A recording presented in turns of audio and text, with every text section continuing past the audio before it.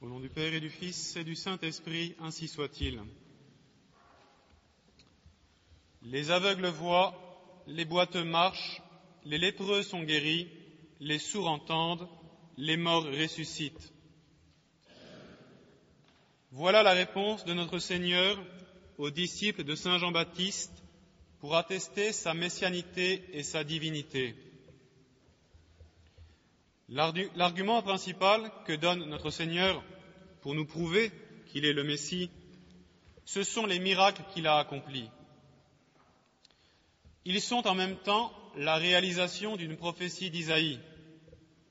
En effet, le prophète Isaïe avait donné ces mêmes miracles comme l'une des marques de la venue du Messie. Ces signes d'ailleurs n'avaient pas existé avant notre Seigneur. Tobie avait bien recouvré la vue, mais c'était un exemple unique, et c'était l'archange Raphaël qui l'avait guéri. Élie a bien ressuscité un mort, mais après avoir longtemps pleuré et prié. Notre Seigneur, lui, n'a qu'à commander, et quelle abondance de miracles. C'est presque à toutes les pages de l'Évangile que nous lisons des miracles accomplis par notre Seigneur. Si pour notre Seigneur, les miracles qu'il a accomplis et les prophéties qu'il accomplit aussi sont la preuve la plus forte et la plus sûre de sa messianité et de sa divinité, il faut bien avouer qu'aujourd'hui, les prophéties et les miracles ont mauvaise presse. C'est que le rationalisme est passé par là. Par rationalisme, nous entendons ce vilain tour de pensée pour qui la seule source de connaissance, c'est notre raison, rien de plus, notre raison naturelle, rien au-delà. Aucune révélation surnaturelle, aucun mode de connaissance qui dépasse notre nature. Dieu n'a qu'à se taire. Aucune foi. Pauvre chimère indigne d'un homme cultivé. Tout ce qui dépasse la raison est décrété absurde, impossible, simple supercherie. C'est l'orgueil humain qui se dresse devant son Créateur. Rappelons-nous les paroles du socialiste Jean Jaurès. Toute la vérité, dit-il, qui ne vient pas de nous est un mensonge. Il poursuit. Si l'idée même de Dieu prenait une forme palpable, si Dieu lui-même se dressait au-dessus des multitudes, le premier devoir de l'homme serait de refuser l'obéissance et de le traiter comme l'égal avec lequel on discute, mais non comme le maître que l'on subit. C'est tout l'orgueil humain, tout l'orgueil de ces derniers siècles. Le rationalisme, en effet, ne peut accepter que Dieu intervienne dans le cours des choses humaines. La raison devrait se soumettre à plus fort qu'elle. Et donc, tout ce qui se rapporte, de près ou de loin, à une quelconque intervention extraordinaire de Dieu dans le cours des choses ici-bas, doit être rejeté impitoyablement, sans plus d'examen. C'est ainsi que vont être niés ou réduits à des faits purement naturels tous les miracles que nous lisons au long des livres de la Sainte Écriture, que ce soit de l'Ancien Testament comme du Nouveau Testament. Par exemple, dans l'Ancien Testament, la traversée de la mer Rouge sera vue comme une heureuse coïncidence astrale qui a permis que la mer se retire et ainsi les Hébreux ont pu passer à gué. Et pas de chance, pour les soldats de Pharaon, cette heureuse coïncidence astrale était terminée quand vint leur tour de passer. Il en est de même pour le Nouveau Testament.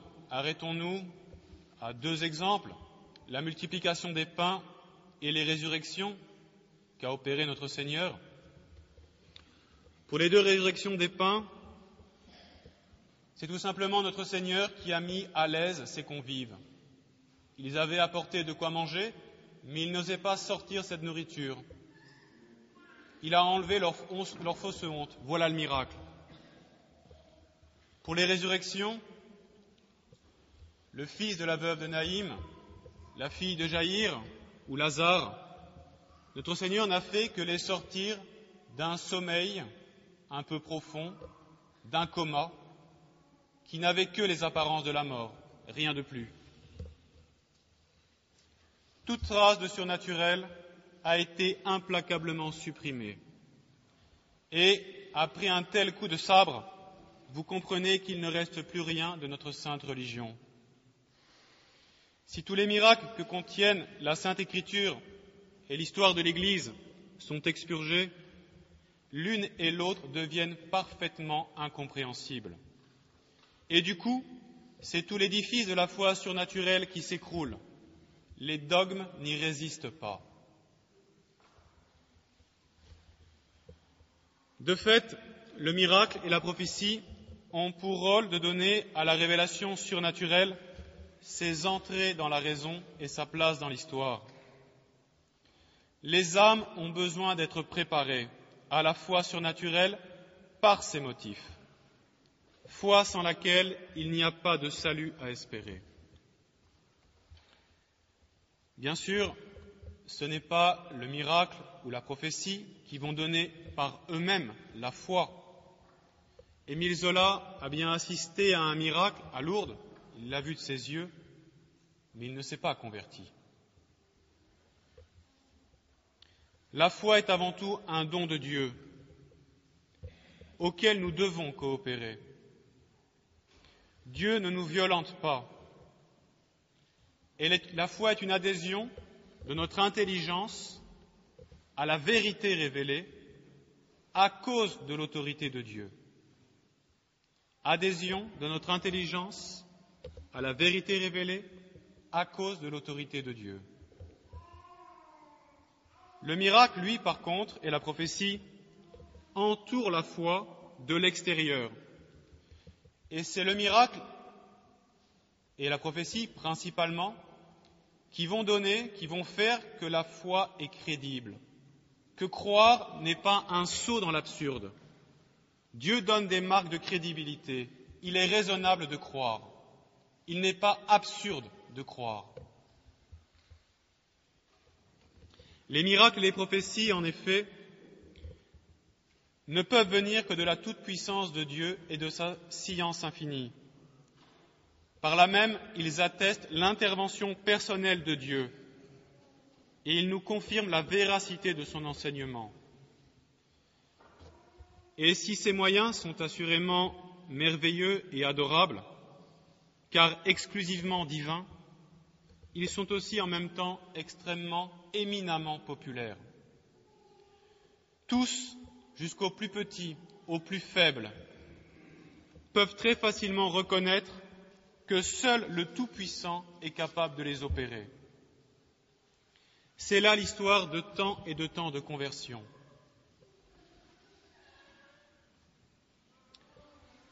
Comprenons bien que le bon Dieu n'a pas jugé digne ni convenable de raisonner avec nous. Il a parlé, et comme il exigeait la foi, il a donné autorité à sa parole.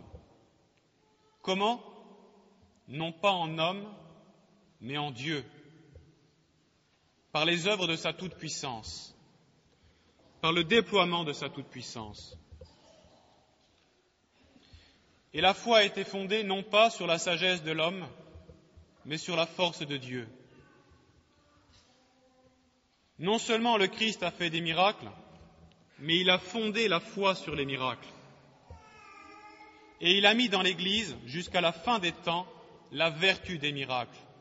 C'est-à-dire qu'il y aura dans l'Église des miracles jusqu'à la fin des temps.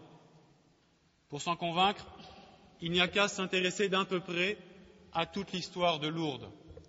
C'est une succession ininterrompue de miracles, de guérisons opérés par Notre-Dame.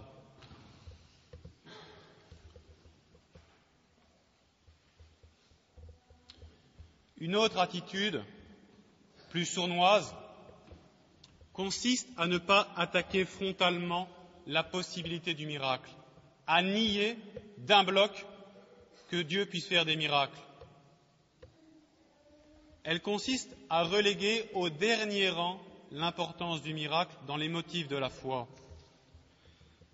C'est alors l'expérience intime, un certain goût de l'âme, une inspiration personnelle qui doit primer et être la seule cause légitime et décisive de la foi. C'est là l'attitude de tous les clercs de tendance plus ou moins moderniste. Le miracle les gêne. À les entendre, le miracle ne serait plus adapté à la mentalité de l'homme moderne. Pour les réfuter, nous n'avons qu'à ouvrir le serment antimoderniste rédigé par saint Pie X. Au 2e paragraphe, nous lisons ceci. « J'admets et je reconnais les preuves extérieures de la révélation, particulièrement les miracles et les prophéties, comme des signes très certains de l'origine divine de la révélation chrétienne, de la religion chrétienne. Et je tiens qu'ils sont tout à fait adaptés à l'intelligence de tous les temps et de tous les hommes, même à ceux d'aujourd'hui. Même à ceux d'aujourd'hui. Le but des ennemis de l'Église et des catholiques libéraux a toujours été de réduire la religion à une simple affaire intérieure, privée, qui ne doit se traiter que dans le secret de la conscience, sous peine de violer la sacro-sainte liberté de l'homme. Mais contre ces derniers, le miracle affirme sans ambages les droits de Dieu sur la société. Le miracle est un fait public, social. Derrière la défense de la possibilité du miracle, c'est toute la doctrine du Christ roi qui finalement est en jeu. Et c'est cela qui déplaît tant aux libéraux d'hier et d'aujourd'hui. Lors de la divulgation du 3e secret de Fatima, d'ailleurs incomplète, le cardinal Ratzinger, futur Benoît XVI, a trouvé le moyen de ne faire aucune allusion au miracle du soleil. Miracle réalisé le 13 octobre 1917 devant plus de 100 000 personnes. C'est le plus grand miracle du Nouveau Testament. Pas une seule mention. Faire silence sur ce miracle diminue de beaucoup l'autorité de Fatima et son retentissement aussi public dans le monde est gravement diminué. De même, l'œcuménisme moderne ne permet pas de parler des miracles. Quand on dit que toutes les religions sont plus ou moins égales, le miracle gêne. Avec les miracles, seule la religion catholique apparaît immédiatement supérieure aux autres. Et de fait, elle apparaît comme la seule vraie, la seule d'origine divine. Où sont les miracles du talmudisme judaïque? Où sont les miracles de l'islam? Ceux du protestantisme? Poser la question, c'est déjà y répondre.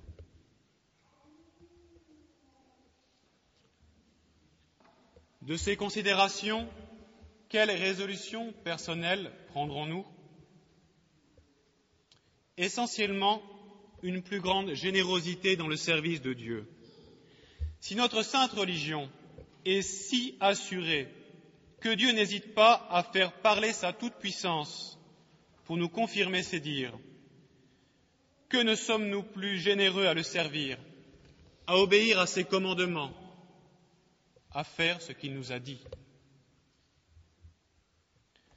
Notre Seigneur ne pourrait-il nous appliquer à nous ce qu'il vient d'exclure de saint Jean-Baptiste?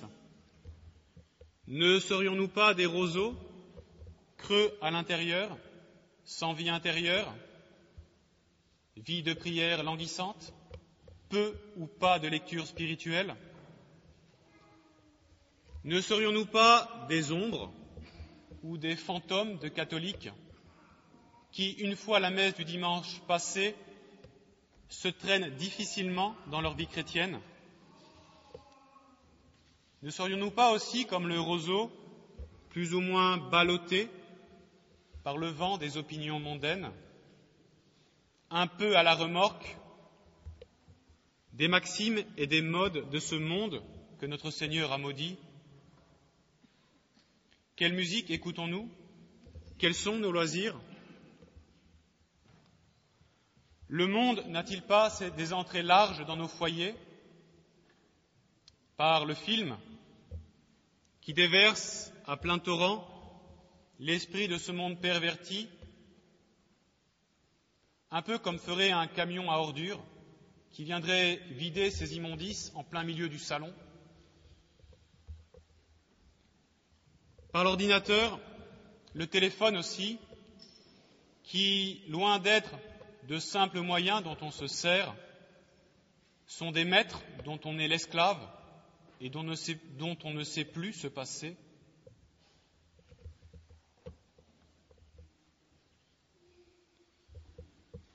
Immaculée Vierge Marie, donnez-nous, vous que nous allons fêter dans 2 jours, la grâce d'être très généreux pendant cet Advent, de vivre véritablement cet idéal de la foi que Dieu nous a donné, qu'il a confirmé par tant et tant de miracles. Faites-nous comprendre que notre Noël ne sera que le fruit des sacrifices et des pénitences que nous allons faire pendant cet Advent.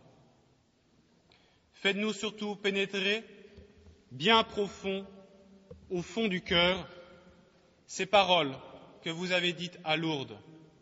Pénitence, pénitence, pénitence. Au nom du Père et du Fils et du Saint-Esprit, ainsi soit-il.